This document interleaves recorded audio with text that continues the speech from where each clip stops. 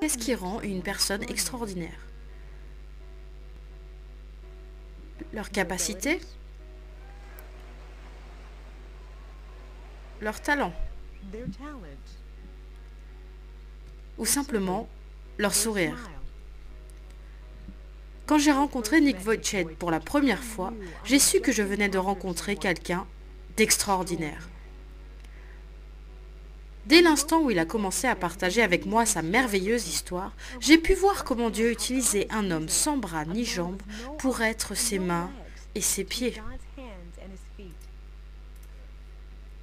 Mon père disait qu'il était à côté de ma mère lorsque j'étais en train de naître, et il a vu mon épaule sortir. Il a pâli. Il espérait que ma mère n'avait pas vu parce qu'il a remarqué que je n'avais pas de bras droit. Il a dû quitter la pièce. Il ne pouvait croire ce qu'il avait vu. Le docteur est arrivé et mon père lui a dit « Mon fils, il n'a pas de bras droit. » Et le docteur a répondu « Non, il n'a pas de bras du tout, ni de jambes. » Mon père n'en croyait pas ses oreilles. À l'église, tous étaient dans le deuil disant « Pourquoi Dieu a permis que quelqu'un naisse ainsi ?» Au début, ma mère ne voulait même pas me porter, ni m'allaiter.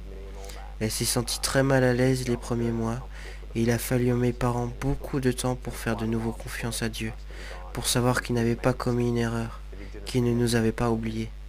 Les parents de Nick ont remis leur peur et leur déception face aux incapacités de leur fils entre les mains du Seigneur. Ils ont décidé de faire confiance à Dieu et de croire qu'il avait un avenir et une espérance, que Dieu avait un plan pour lui.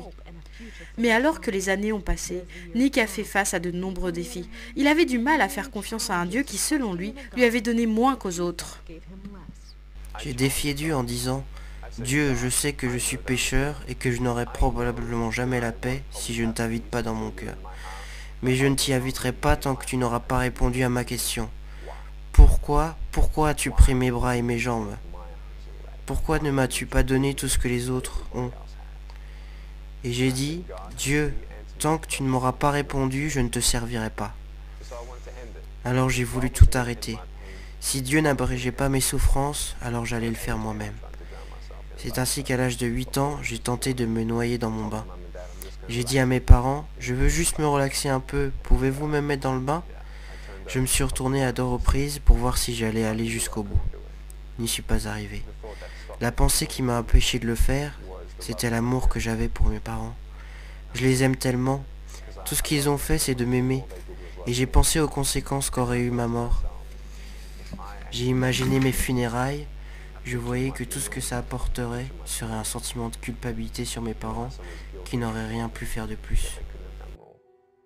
Ce serait la dernière fois que Nick penserait au suicide, mais ce ne serait pas la dernière fois qu'il devrait faire face aux difficultés qui l'ont poussé à avoir l'envie d'en finir avec ses souffrances. Un jour, la mère de Nick lui a fait lire un article sur un homme très sévèrement handicapé, et l'histoire de cet homme a eu un très grand impact sur la vie de Nick. J'avais le choix, être en colère contre Dieu pour toutes les choses que je n'avais pas, ou bien être reconnaissant pour celles que j'avais. Ma mère m'a dit, Nick, Dieu va t'utiliser, je ne sais pas où ni comment, mais il va le faire. Et ces graines ont commencé à germer dans mon cœur. C'est là que j'ai compris que ça ne servait à rien d'être complet de l'extérieur quand on était brisé de l'intérieur.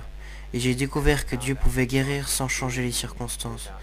J'ai donné ma vie à Jésus en lisant Jean 9 quand j'avais 15 ans. C'est l'histoire d'un homme qui arrive dans un village, il était aveugle de naissance. Jésus l'a vu et les gens disaient « Pourquoi cet homme est-il né ainsi ?» Jésus a répondu « C'est afin que les œuvres de Dieu soient manifestées en lui. » Et dans 2 Timothée 3,16, il est écrit que toute écriture est inspirée de Dieu. Et je crois que c'est Dieu qui m'a insufflé la vie et la foi. Cette foi est venue sur moi, cette paix est venue sur moi, et j'ai senti que Dieu avait répondu à ma question. Quelle était la question et quelle était la réponse? La question était pourquoi? Pourquoi m'as-tu créé ainsi? Et la réponse a été me fais-tu confiance? Voilà la question. Et quand on répond oui à cette question, rien d'autre n'est important. Mais pour vous en particulier, qu'est-ce qui vous a fait dire « Seigneur, je vais faire confiance à ta parole car elle a la vérité. Je vais te faire confiance même si je ne sais pas ce que tu me réserves pour demain. » Parce que je n'ai rien trouvé d'autre. Rien d'autre ne pouvait me donner la paix. Je savais que des jambes et des bras seuls ne pouvaient me donner la paix. Je savais que je connaissais la vérité, qui j'étais, pourquoi j'étais là, où je vais, où je ne vais pas, et je n'ai pas trouvé cette vérité ailleurs qu'en Jésus-Christ. Et c'est en Jésus-Christ que Nick a puisé la force pour faire ce que beaucoup pensaient impossible. C'est dur d'être fort quand des gens vous disent constamment « Tu n'es pas assez bien, va-t'en, on ne veut rien avoir à faire avec toi. Nick, tu n'es personne, Nick, tu ne peux pas faire ceci ou cela, Nick, Nick, Nick. » Dans la vie, si tu ne sais pas la vérité, tu ne peux pas être libre. Parce que tu crois que les mensonges sont la vérité. Mais on réalise qui nous sommes en vérité en lisant la parole de Dieu. Je ne suis pas un homme sans bras ni jambes, je suis un enfant de Dieu. Je suis pardonné mes péchés, je suis ambassadeur du roi des rois, du Seigneur des seigneurs. Je ne suis rien d'autre qu'un serviteur du Dieu très haut. Ça n'a rien à voir avec Nick, ni les capacités de Nick à devenir un conquérant.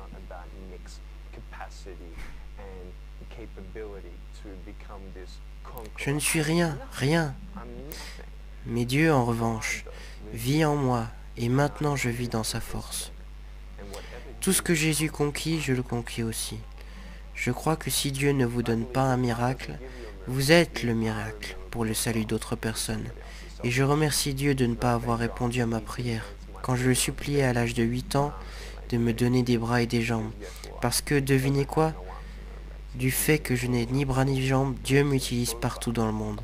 Et ces 6 ou 7 dernières années, nous avons vu approximativement 200 000 âmes se tourner vers Jésus-Christ pour la première fois. Nick, préférerais-tu avoir des bras et des jambes ici sur Terre ? Non, c'est selon la volonté de Dieu. Parce que je préfère ne pas avoir temporairement de bras et de jambes ici sur Terre et pouvoir gagner quelqu'un pour Jésus-Christ et passer l'éternité avec eux. Ces 10 dernières années, Nick a partagé son histoire dans 24 pays et a atteint plus de 3 millions de personnes. Qu'il parle dans un stade bondé de monde ou à une personne en particulier, son cœur derrière le message est le même. Dieu vous aime. Il n'a pas oublié votre souffrance. Il n'a pas oublié votre famille. Et peut-être qu'en regardant cette interview, vous avez comparé votre souffrance à la mienne. Mais l'espoir n'est pas dans le fait de savoir que, selon votre opinion, quelqu'un est plus malheureux que vous. L'espoir n'est pas là, mais l'espoir est dans le nom de Dieu, le nom du Seigneur Jésus-Christ. L'espoir est de comparer votre souffrance à l'amour incommensurable et la grâce infinie de Dieu. Ésaïe 40, 31 dit « Ceux qui s'attendent à l'Éternel renouvelleront leur force. Ils s'élèveront avec des ailes comme des aigles. » Je n'avais pas besoin que mes circonstances changent. Je n'avais pas besoin de bras et de jambes. J'ai besoin des ailes du Saint-Esprit et je vole, parce que je sais que Jésus me tient debout. N'abandonnez pas Dieu, car lui ne vous abandonnera jamais.